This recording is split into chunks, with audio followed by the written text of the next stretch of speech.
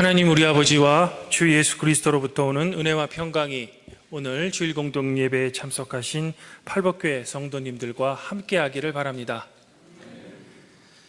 오늘은 교회력으로 성령 강림절 후 12째 주일로 마태복음 14장 22절부터 33절까지의 말씀으로 하나님의 은혜를 나누고자 합니다. 우리는 지난주에 박일영 목사님의 설교로 오병이어의 기적사건이 우리 성도들에게 주는 의미에 대해서 살펴보았습니다. 오늘 말씀도 지난주에 이어 예수님께서 행하신 또 다른 기적사건에 대한 이야기입니다.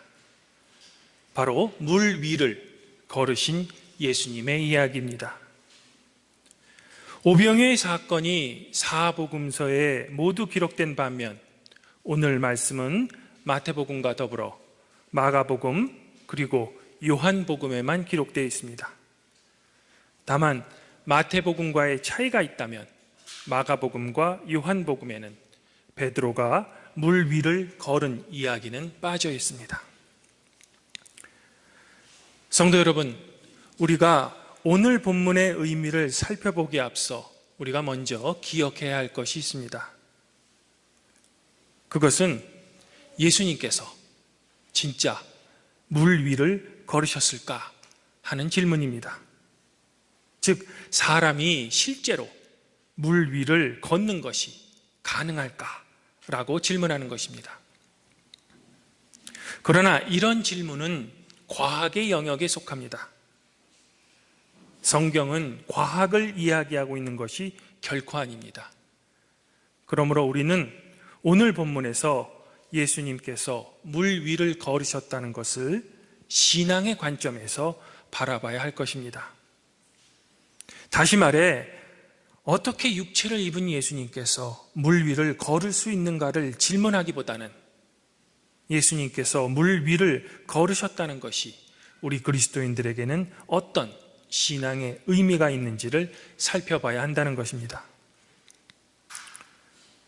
저는 오늘 예수님께서 물 위를 걸으셨다고 기록된 오늘 말씀을 우리가 이미 살펴본 천국 비유의 13장의 내용과 그리고 기적 이야기가 기록된 14장의 구조를 통해 오늘 말씀의 의미를 찾아볼까 합니다. 먼저 13장에는 예수님께서 7가지 비유를 통해 하나님이 통치하시는 나라, 즉 하나님의 나라에 대한 이야기를 우리에게 들려주셨습니다. 그리고 14장은 예수님께서 행하신 기적 이야기들이 기록되어 있습니다. 그러나 14장은 기적 이야기가 아닌 세례 요한을 죽인 헤롯 왕의 이야기로 시작됩니다. 그 이야기 뒤에 지난주 본문이었던 오병이어의 기적 사건이 기록되어 있으며 오늘 말씀인 물 위를 걸으신 예수님의 기적 사건이 차례대로 소개되어 있습니다. 그렇다면 마태복음은 왜 이런 순서로 예수님의 기적 이야기를 기록하고 있을까요? 다시 말해 마태복음 14장 1절부터 12절까지의 세례 요한을 죽인 헤롯 왕의 이야기를 왜 굳이 오병이어의 기적 사건 앞에 기록하고 있을까요? 이 헤롯 이야기를 생략해도 예수님의 기적 이야기의 흐름은 큰 문제가 없습니다. 그러나 14장의 첫 부분인 헤롯 이야기는 지난주 말씀인 오병이어의 기적 사건과 오늘 말씀인 바다 위를 걸으신 예수님의 기적 사건과 함께 살펴봐야 할 필요가 있습니다. 성도 여러분, 헤롯 이야기가 기록된 마태복음 14장 1절부터 12절의 배경은 어디입니까? 바로 왕궁입니다. 즉 세상의 왕이 통치하는 장소입니다. 그렇다면 세상의 왕이 통치하는 이 왕궁에서 어떤 일이 일어났습니까? 왕궁에 분봉왕 헤롯의 생일 잔치가 벌어졌습니다. 돌봐야 할 백성들이 어떻게 살든 정치 지도자들은 그저 먹고 마십니다. 그것도 모자라 그곳에는 불의한 일이 일어납니다. 바로 잔치의 영으로 세례 요한을 죽이기까지 한 것입니다. 이제 우리의 눈을 돌려 오병이어의 기적사건이 일어난 장소를 살펴봅시다. 15절에는 분명히 기적이 일어난 장소를 빈들이라고 기록되어 있습니다. 그리고 이 빈들에는 자기 배만 채우는 정치 지도자들에 의해 철저히 외면되고 굶주린 백성들이 있었습니다. 예수님께서는 이런 무리를 보시고 불쌍히 여기셨던 겁니다. 그래서 그 무리 중에 병자를 고쳐주시고 굶주린 이들을 위해 오병이어의 기적을 행하셨던 것입니다. 즉 이들에게 주님께서 가르쳐 주신 기도에 나오는 일용할 양식을 이들에게 제공해 주신 것입니다. 예수님께서는 이 오병이어의 기적을 통해 13장에서 7가지 비유로 설명해 주시는 하나님이 통치하시는 왕국, 즉 하나님 나라의 모습을 우리에게 직접 실현시켜 우리의 눈으로 보여주신 것입니다. 그리고 마태복음은 그것을 굳이 헤롯이 통치하는 세상의 왕국의 이야기를 먼저 우리에게 보여주므로 세상의 왕이 통치하는 왕국과 하나님이 통치하신 왕국을 극명하게 서로 대조하여 보여주는 것입니다. 돌봐야 할 백성들을 외면한 채 잔치의 여흥에 빠져 세례 요한을 죽인 분봉왕 헤롯이 통치하는 궁전, 그와는 달리 굶주린 백성들을 고쳐주고 일용할 양식까지 기적을 통해 제공해 주신 예수님.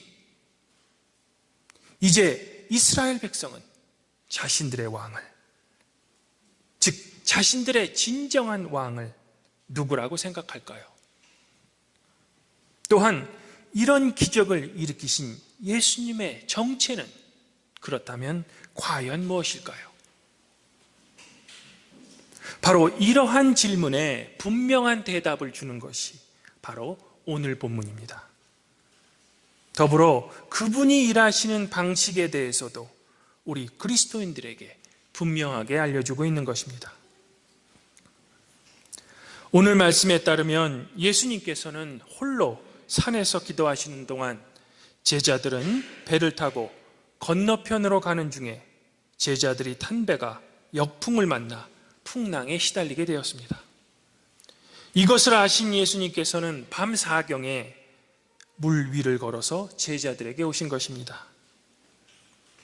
물 위를 걸어서 오신 예수님, 이런 기적이 유대인 제자들에게는 어떤 의미를 줄까요? 즉 오병이어의 기적 뒤에 물 위를 걸으신 예수님의 모습에 제자들은 어떤 생각이 났을까요? 성도 여러분, 구약 성경 중에 욥기 3장 15절에는 이런 구절이 있습니다. 그는 홀로 하늘을 펴시며 바다 물결을 밟으시며. 구약에서 바다 위를 밟으시는 분은 오직 하나님뿐이십니다. 즉 제자들의 눈에는 물 위를 걸으시는 예수님의 모습에서 바로 하나님을 느낄 수 있었던 것입니다. 그리고 예수님은 두려워하는 제자들에게 이렇게 말씀하고 계십니다. 나니 두려워 말라. 예수님이 말씀하신 이 구절에서 나다 라는 말은 헬라어로 에고에임이라고 합니다. 이 말이 갖고 있는 의미가 중요합니다. 왜냐하면 이 말은 구약에서 하나님께서 자신을 밝히셨을 때 사용하셨던 문구이기 때문입니다. 출애굽기 3장에 보면 여호와 하나님께서 이스라엘을 구원하시기 위해 모세를 바로에게 보내시고자 했을 때 호렙산에서 나타나셨습니다. 그때 모세가 하나님의 이름을 묻습니다.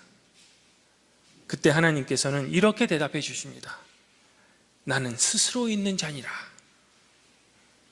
즉 히브리어로 에으에 아시엘 에으에라고 대답합니다. 그런데 이 말을 헬라어로 바꾸면은 에고에미, 나다라는 것이 되는 것입니다. 그러므로 예수님께서 제자들에게 나다, 즉 헬라어로 에고에미라고 대답하신 것은 예수님, 당신이 바로 하나님이심을 제자들에게 밝혀주고 있는 것입니다. 그리고 두려워 말라라는 것은 당신이 하나님이시기 때문에 평안의 근본이 되심을 제자들에게 알려주신 것입니다.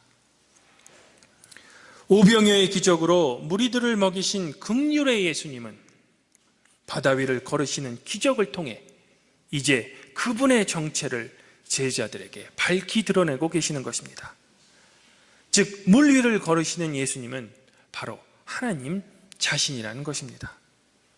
그래서 열왕기상 19장 9절부터 18절의 말씀인 호렙산의 엘리야에게 하나님이 나타나시는 하나님의 현현 사건을 오늘 구약 봉독문으로 복음서와 함께 읽었던 것입니다.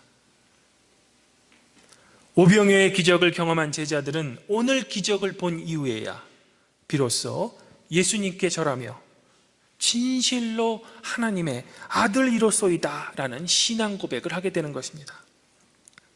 그리고 이러한 신앙 고백은 후에 베드로에 의해 다시 한번 하게 되는 것입니다. 즉, 마태복음은 지난주 오병이어의 기적을 일으키셨을 때 우리가 예수님께서 일으키신 그 기적에 우리의 관심이 집중되기보다는 그런 기적을 일으키신 바로 그 예수님께 초점을 맞추자는 겁니다. 그리고 그 오병이어의 기적을 일으키신 그분이야말로 바로 오늘 물 위를 걸으신 기적을 통해 예수님은 바로 하나님의 아들이라는 것을 밝히시는 것입니다. 즉, 오늘 말씀에서 우리에게 주는 가장 중요한 의미는 예수님의 정체, 즉 하나님의 아들이라는 것을 우리 성도들에게 말해주고 있는 것입니다. 사랑하는 성도 여러분, 그렇다면 이제 자신의 정체인 하나님의 아들인 예수님께서 우리에게 하시는 사역이란 어떤 것일까요? 왜 예수님은 이 세상에 오셨을까? 세상의 왕인 헤롯이 단순히 잔치의 흥으로 세례 요한을 죽였던 반면 예수님께서는 오병이어의 기적으로 빈들에서 굶주린 5,000명을 떡 5개와 물고기 2마리로 그들을 향해 일용할 양식을 제공하신 것입니다. 그리고 오늘 말씀에서 예수님은 곤란에 처한 제자들을 구해주기 위해 친히 찾아오시며 그분을 닮으려고 노력했다가 믿음이 적음으로 물속에 빠진 실패한 제자인 베드로를 물속에서 구원해 주시는 분이시라는 겁니다. 즉, 세상 사람들을 구원하는 것이 즉 하나님의 아들인 예수님의 사역이라는 것을 두 가지 기적을 통해 마태복음은 우리에게 알려주고 있는 것입니다. 성도 여러분, 그러나 여기서 우리가 잊지 말아야 할 중요한 것이 있습니다. 그것은 예수님의 사역은 결코 세상 사람들이 원하는 영광의 방법을 통해서 하시는 것이 아니라는 것입니다.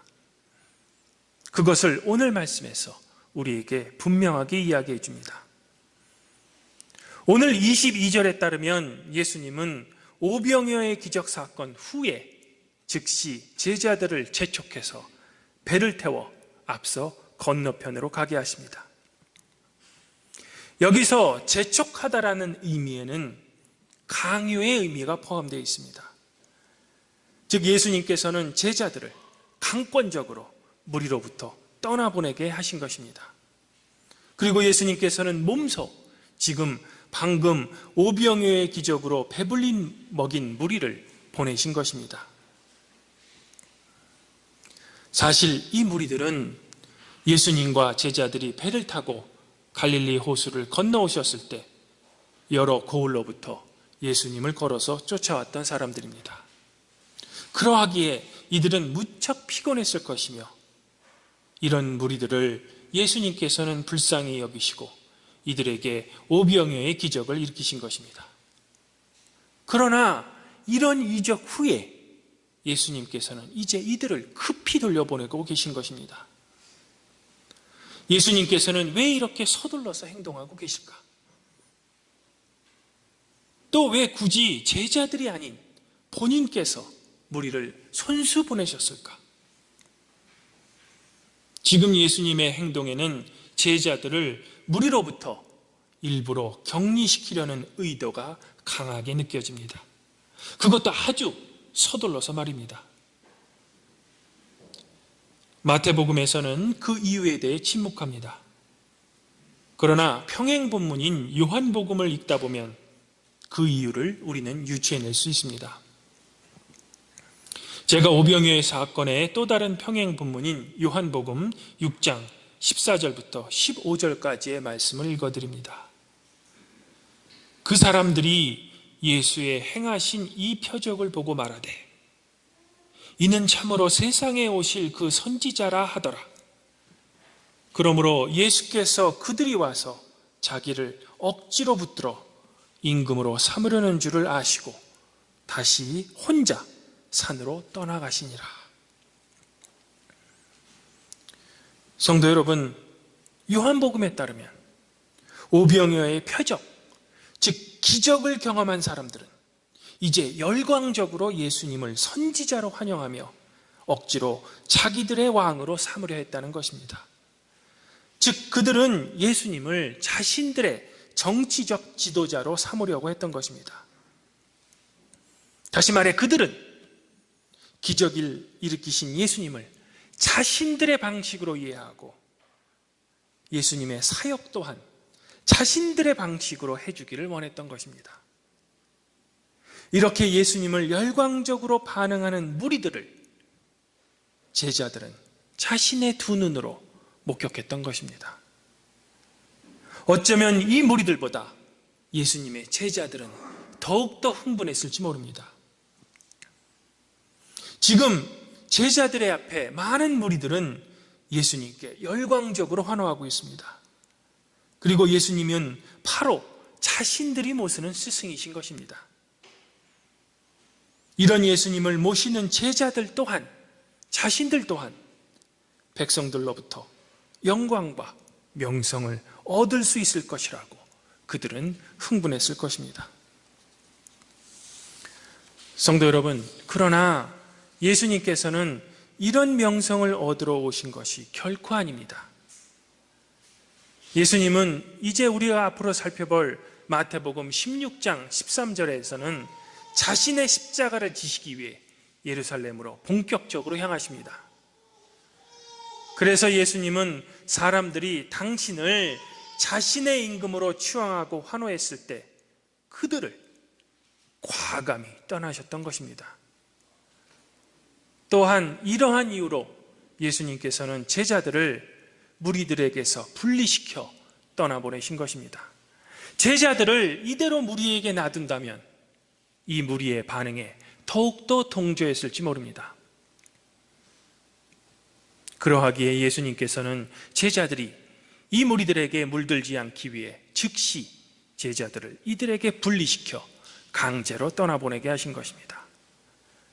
그리고 예수님은 다시 조용히 자신의 사명에 충실하고자 하신 것입니다. 사람들로부터 명예나 권세의 유혹을 받지 않으려면 하나님 앞에 홀로 서는 길밖에 없기 때문인 것입니다. 하나님 앞에 1대1로 만나서 깨어 있어야만 당신을 향하신 하나님의 아버지의 뜻을 바로 헤아리고 그분의 뜻에 복종할 수 있기 때문입니다. 그래서 예수님은 겟셋마네 동산에서 마지막 기도를 드리실 때도 제자들로부터 멀리 떨어져 홀로 기도하셨던 것입니다. 사랑하는 성도 여러분, 이제 말씀을 정리하고자 합니다. 오늘 말씀을 통해 우리 성도들은 두 가지를 분명히 알아야 할 것입니다. 첫째는 오병이어의 기적을 일으키시며 후에 물 위를 걸으신 예수님은 바로 메시아, 즉 그리스도시며 바로 그분은 하나님의 아들이시라 할 것입니다. 성도들은 이것을 믿어야 하는 것입니다. 또한 그분이 하나님의 아들이라는 사실을 믿는다면 그분이 일으키신 기적을 믿는다는 것은 어려운 일이 아닐 것입니다. 그러나 우리는 결코 기적 자체에 눈을 뺏겨서는 안 되며 기적을 일으키신 예수님께 우리의 믿음의 초점을 맞춰야 할 것입니다. 그리고 두 번째는 그분은 어려움에 빠진 우리를 그냥 내버려 두시는 분이 결코 아니라는 것입니다. 우리가 삶을 살아갈 때 물속에 빠져서 예수님께 나를 구원하소서라고 그분께 기도하거나 소리칠 때 우리에게 즉시 손을 내밀어 우리를 붙잡아 주시는 분이시라는 것입니다. 그러나 중요한 점은 그분은 우리가 원하시는 방식, 그 방식이 아닌 하나님의 방식으로 우리에게 일하시는 분이시라는 것입니다. 그러하기에 예수님은 열광하는 무리에게서 제자들을 강제로 분리시키신 것입니다. 이제 당신의 사역을 이어받아야 할 제자들이 하나님의 방식이 아닌 세상의 방식에 물들지 않기 위해서 말입니다. 교회와 우리 성도들 또한 이런 예수님의 방식을 결코 잊어버려서는 안 됩니다. 왜냐하면 우리 성도들도 제자들처럼 하나님의 사역을 우리가 물려받았으며 우리에게 맡겨진 하나님 나라의 소명을 우리의 방식이 아닌 하나님의 방식대로 해야 하기 때문입니다. 주님 안에서 한 형제자매인 팔복교회 성도 여러분, 바로 이런 예수님을 여러분들은 그리스도라고 고백하고 있는 것입니다. 베드로를 비롯한 제자들이 당신은 진실로 하나님의 아들이로소이다 라는 고백이 바로 성도 여러분들의 삶의 고백이 되어야 할 것입니다. 우리는 예배 시간마다 사도신조로 우리의 신앙을 고백합니다. 이때 우리는 분명히 이렇게 고백합니다. 전능하사 천지를 만드신 하나님 아버지를 믿사오며 그 외아들 우리 주 예수 그리스도를 믿사오니. 아무쪼록 지금 이 시간 팔복교회 성도님들은 기적을 일으키시는 예수님이야말로 진정한 하나님의 아들이시며 바로 그분이 여러분들의 주님이시며 바로 그분께서 우리의 구원자라는 믿음의 진정한 신앙 고백을 하시기를 축원드립니다. 그리하면 모든 지각에 뛰어나신 하나님의 평강이 그리스도 예수 안에서 여러분의 마음과 생각을 지키실 것입니다.